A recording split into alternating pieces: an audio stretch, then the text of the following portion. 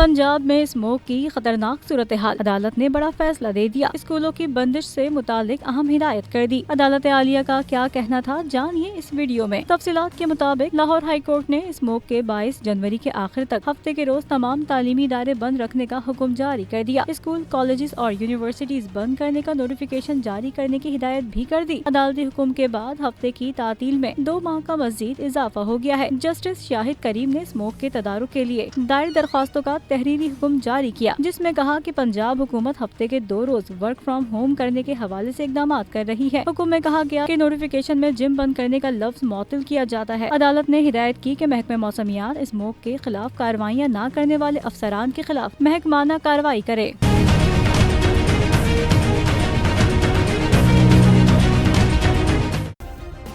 Subscribe کریں اور بیل دبائیں تاکہ کوئی خبر رہ نہ جائے۔